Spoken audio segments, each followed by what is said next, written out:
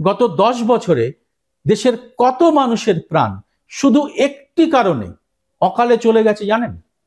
সংখ্যাটা শুনলে আঁতকে উঠবেন। আগে সংখ্যাটা শুনুন, পরে কারণটা বলছি। সংখ্যাটা হলো 15 লক্ষ। চমকাবেন না, ভুল শোনেননি। মহামারী নয়, যুদ্ধ বিগ্রহ নয়, শুধু পথ দুর্ঘটনাতেই মোদী সরকারের আমলে প্রতি বছর 1.5 লক্ষ করে, মানে 10 বছরে 15 লক্ষ লোক মারা গেছেন। কিন্তু আরো আছে। এই 10 বছরে আপনার আমার পকেট কেটে সরকার 15 লক্ষ কোটি টাকারও বেশি চুপচাপ আদায় করে নিয়েছে। এ এক আশ্চর্য কাহিনী। কাহিনীর শুরুটা শোনালাম। এই কাহিনীর পরতে পরতে লুকিয়ে রয়েছে যেসব অদ্ভুত এবং নজিরবিহীন টুইস্ট, তা এই এপিসোডে আপনাদের সামনে আনবো। যেমন সামনে আনবো এর জন্য দায়ী কে? রাস্তা বা সেতু উদ্বোধন করছেন স্বয়ং প্রধানমন্ত্রী, তার 6 মাসের মধ্যেই তার মধ্যে তৈরি হচ্ছে ফাটল। অটল সেতু বা বুন্দেলখণ্ড এক্সপ্রেসওয়ের উদাহরণ তো আছেই। প্রধানমন্ত্রীর উদ্বোধন করা হাইফাই রাস্তা বা সেতুরই যদি এই হাল হয়, তবে আম জনতার জন্য তৈরি রাস্তার কি হাল তা বোঝাই যাচ্ছে। আরো মজার কথা, পথ দুর্ঘটনার জন্য সরকার কিন্তু মূলত দোষী করছে আপনাকেই। কিভাবে, সেই বিষয়টিও জানাবো এই এপিসোডে। ভিডিওটি শেষ পর্যন্ত দেখে ভালো লাগলে অবশ্যই লাইক ও প্রচুর শেয়ার করে এটা আরো মানুষের কাছে পৌঁছে দিতে সাহায্য করবেন।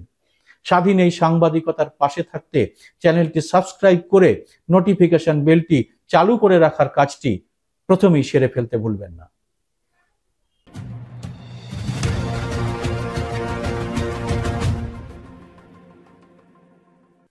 নমস্কার, সবাইকে স্বাগত। আমি সুব্রত বসু। পকেট কাটা যাচ্ছে আপনার আমার, প্রাণও যাচ্ছে আমাদেরই। কারণ কেন্দ্রে রয়েছে এমন এক সরকার যার সবকিছুর মধ্যেই থাকে বিজনেস মডেল। দান খয়রাতি আছে, তবে তার বেশিরভাগটাই কর্পোরেট জগতের জন্য।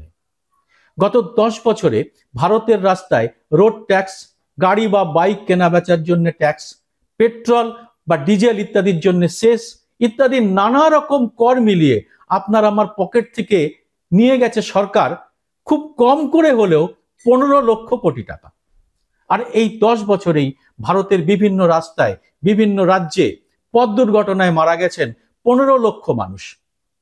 এই তথ্য কে দিচ্ছেন? মোদী সরকারের বিরোধী কোনো নেতা বা কোনো বিদেশি সংস্থা? না, এই তথ্য সরকার নিজেই সংসদে দাঁড়িয়ে দিচ্ছে। সড়ক পরিবহন মন্ত্রী নীতিন গডকরি লোকসভায় দাঁড়িয়ে এই তথ্য পেশ করেছেন। এই সংখ্যার সঙ্গে আরেকটা তথ্য মিলিয়ে নিতে পারেন। সেটা হলো অর্থ দপ্তর আবার কর্পোরেট জগতের ঋণ মকুব করেছে 16 লক্ষ কোটি টাকা। কি চমৎকার! আরো চমৎকৃত হওয়ার মতো তথ্য তাহলে শুনে নিন। 2015 সালে সংসদে দাঁড়িয়ে নীতিন গডকরি ঠিক যা যা প্রতিশ্রুতি দিয়েছিলেন, 2019 সালে সংসদে দাঁড়িয়ে একই প্রতিশ্রুতি দিয়েছিলেন। আবার এই 24 সালে মাত্র এই 4 দিন আগে ওই একই প্রতিশ্রুতি তিনি দিয়েছেন সংসদে দাঁড়িয়ে।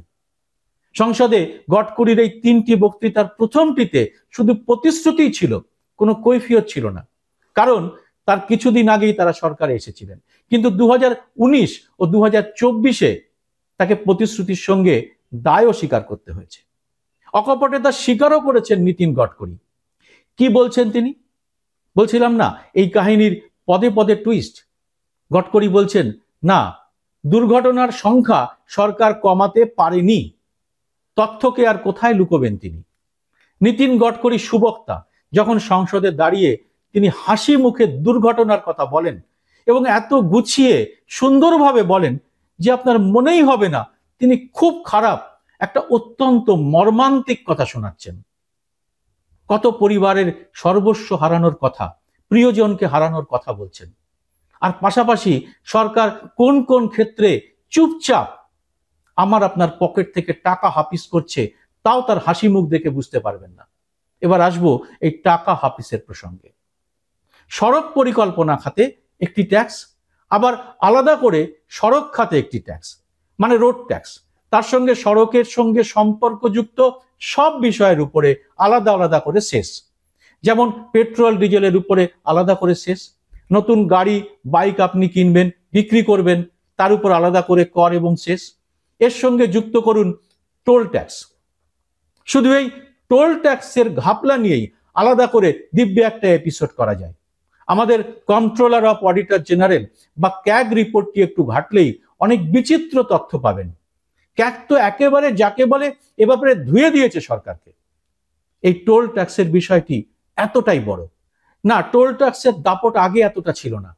দেখা গেছে টোল ট্যাক্স খুব সহজে আদায় হয় এবং বিপুল পরিমাণে আদায় হয় এবং তা নিয়ে কোনো প্রতিবাদও হয় না। এ ব্যাপারে আসছি একটু পরে। আগে দুর্ঘটনার প্রসঙ্গে একটি অবাক করা টুইস্টের কথা বলে নিই। এত বিপুল পরিমাণ অর্থ আদায়ের পরেও সরকারের ব্যর্থতা নিয়ে কিন্তু মন্ত্রীর কৈফিয়তই বলুন বা বক্তব্যই বলুন অবাক করে দেওয়ার মতো। নীতিন গডকরির মতে ভারতে যে 15 লক্ষ মানুষ গত 10 বছরে পথ দুর্ঘটনায় মারা গিয়েছেন তার কারণ দেশের মানুষ এখনো রাস্তার আইনকে সেভাবে মেনে চলেন না। মানুষ যেন আগে আইনটি শিখে নেন। ये कहा था कि 2024 समाप्त होने के पहले 50% डेथ और एक्सीडेंट हम कम करेंगे। कम तो हुए नहीं, उल्टा एक्सीडेंट और बढ़ गए। और ये एक ही सब्जेक्ट है कि जिसमें हमारे डिपार्टमेंट को सफलता नहीं मिली। उसके वेरियस रीजंस हैं।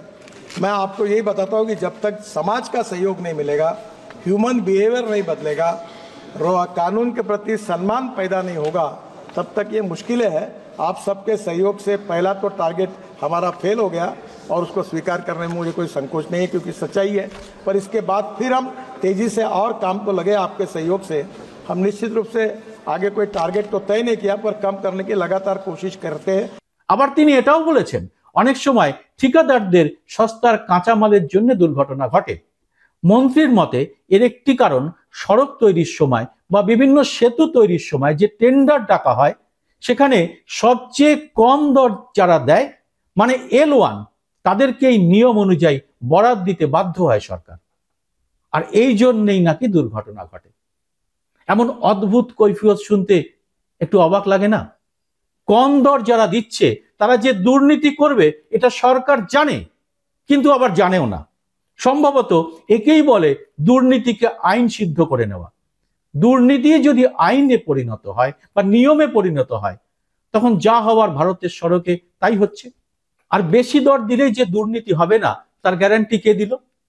এই যে ঠিকাদারির প্রচুর বরাত তার কিন্তু বেশিরভাগটাই পায় আদানিরা। বিশ্বাস না হয় গুগল সার্চ করে দেখে নিন।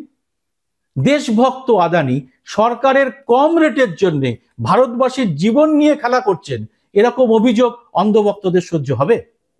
প্রধানমন্ত্রীর উদ্বোধন করা অটল সেতু বা বুন্দেলখণ্ড এক্সপ্রেসওয়ে তো খুব কম খরচে করা হয়েছে বলে জানা নেই। এবার শুনুন, দ্বারকা এক্সপ্রেসওয়ে প্রতি কিলোমিটার রাস্তা তৈরিতে খরচ অনুমোদন করা হয়েছিল প্রথমে 18 কোটি টাকা করে, কিন্তু পরে তা বেড়ে প্রতি কিলোমিটারে একেবারে 250 কোটি টাকাতে গিয়ে দাঁড়ায়। চোখ কপালে উঠলেও কিচ্ছু করার নেই, এটা সিএজি রিপোর্টে আছে। গুগল ঘেটে দেখলাম চন্দ্রযান 3-এ মোটামুটি খরচ হয়েছে 615 কোটি টাকা। মানে দ্বারকা এক্সপ্রেসওয়ের 2.5 কিলোমিটারের মতো রাস্তা তৈরির যে খরচ, চন্দ্র অভিযানের খরচ প্রায় তাই। তাহলে কম খরচ করে তো রাস্তা তৈরি হচ্ছে না। সড়ক দুর্ঘটনায় মানুষের মৃত্যু হচ্ছে অথচ তার কৈফিয়ত হিসেবে শুনতে হচ্ছে ঠিকাদারের দুর্নীতির জন্য নাকি এই দুর্ঘটনা হচ্ছে। এটা কি সরকারের দুর্নীতি নয়? সড়ক দপ্তরের মন্ত্রী অবশ্য একই কথা কিভাবে 2015, 2019 এবং 2024-এ বলেছেন তার একটা ছোট্ট হিসেব দেখুন, শুনতে চমৎকার লাগবে। ব্যর্থতা এবং দুর্নীতির কথা কত সুন্দরভাবে বলা যায় এবং বারবার বলা যায়, তা শুনলে অবাক হতে হয়। অথচ এই সরকারই হচ্ছে না খাউঙ্গা না খানে দুঙ্গার সরকার। দুর্নীতি তো শুধু বিরোধী দলগুলোই করে। তাহলে এবার কি বলবেন অন্ধভক্তরা? আপনারাই বলুন, সরকার কেন এই দুর্নীতিও সহ্য করছে আর তাতে প্রাণ হারাচ্ছেন আমার আপনার ঘরের মানুষ? আজ থেকে 10 বছর আগে সড়ক দুর্ঘটনা ভারতে ঘটত গড়ে 5 লক্ষ প্রতি বছরে এবং ওই দুর্ঘটনায় মৃত্যুর সংখ্যা ছিল 2015 সালে 1,46,000। 2024 সালে দুর্ঘটনার সংখ্যা দাঁড়িয়েছে মোটামুটি 5 লক্ষর মতোই। মৃত্যুর সংখ্যা কিন্তু বেড়ে হয়েছে 1,72,000।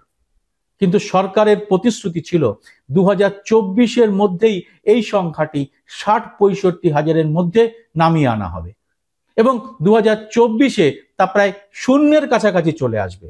মানে রাস্তা হবে একেবারে নিরাপদ। আমার আপনার বাড়ির কেউ ওই রাস্তায় চলাচল করলে আপনার কোনো টেনশনই থাকবে না। কিন্তু সংখ্যাটা তো কমেইনি, উল্টে বেড়েই চলেছে। আমরা নিন্দুকেরা তবে প্রশ্ন করতেই পারি, তাহলে সরকারের কাজটা কি? আমরা সড়ক নিয়ে নিত্য নতুন নানা রকম পরিকল্পনার কথা শুনি। বিশেষ করে কোনো রাজ্যে ভোট এলেই সড়ক তৈরির ধুম পড়ে যায়। তবে সড়ক মন্ত্রী নন, প্রধানমন্ত্রী গিয়ে সেই সব পথের উদ্বোধন করেন। কিছুদিনের মধ্যে দেখা যায় সেখানে রাস্তা বসে গেছে আর দুর্ঘটনা ঘটছে। এক একটি রাস্তা তৈরি হয় আর আমরা জানতে পারি ওই সব রাস্তায় টোল আদায় শুরু হয়ে গেছে। এবার আসবো অত্যন্ত গুরুত্বপূর্ণ এই বিষয়টিতে। ভারতের বিভিন্ন রাস্তায় টোল আদায় বিপুল পরিমাণে বেড়েছে। 23-24 সালে টোল আদায় হয়েছে 64,809 কোটি টাকা। তার আগের বছর 48,028 কোটি টাকা। তার আগের বছর 33,960 কোটি টাকা। তার আগের বছর 27,923 কোটি টাকা। তার আগের বছর 27,637 কোটি টাকা। মানে 27,000 কোটি টাকা থেকে বেড়ে কি পরিমাণ টোল এখন আদায় করা হচ্ছে তার সংখ্যাগুলো দেখলেই বুঝতে পারবেন। এই টোল দিচ্ছেন কারা? আমার আপনার মতো সাধারণ মানুষ। এই টোলের টাকা দিয়ে সড়ক বা রাস্তার মেরামতি বা অন্যান্য কাজগুলো হওয়ার কথা, কিন্তু তা চলে যাচ্ছে ঠিকাদারের পকেটে। আর মন্ত্রী মশাই নিজেই স্বীকার করছেন সড়ক পরিকল্পনা এবং সড়ক মেরামতিতে দুর্নীতি হয় এবং সে দুর্নীতিতে প্রাণ যায় দেশের মানুষের। প্রতি বছর প্রায় গড়ে 1.5 লক্ষ মানুষ মারা যাচ্ছেন সড়ক দুর্ঘটনায়। মানে প্রতিদিন 428 জনের মৃত্যু হচ্ছে। তাহলে কেন আমরা এত টাকা দিচ্ছি? আমজনতার স্মৃতিশক্তি অত্যন্ত দুর্বল। তাই এখন যে প্রতিশ্রুতি দেওয়া হচ্ছে 5 বছর পরে মানুষ তা ভুলে যাবেন, এটাই ধরে নেওয়া হচ্ছে। প্রধানমন্ত্রী স্বয়ং 2047-এ সুদিনের কথা বলেছেন। সড়ক মন্ত্রী অতটা যেতে পারেননি, 2030-এর কথা বলেছেন। তখন নাকি সড়ক দুর্ঘটনা কমে গিয়ে একেবারে শূন্যের কাছাকাছি চলে আসবে। কথায় বলে আশায় বাঁচে চাষা। এই প্রবাদটা একটু পাল্টে নিয়ে বলা যেতে পারে আশায় মরেও চাষা। আপনারা কি বলবেন অবশ্যই জানাবেন কমেন্ট বক্সে। ভিডিওটি ভালো লাগলে লাইক ও শেয়ার করতে ভুলবেন না। জয় হিন্দ, সত্যমেব জয়তে।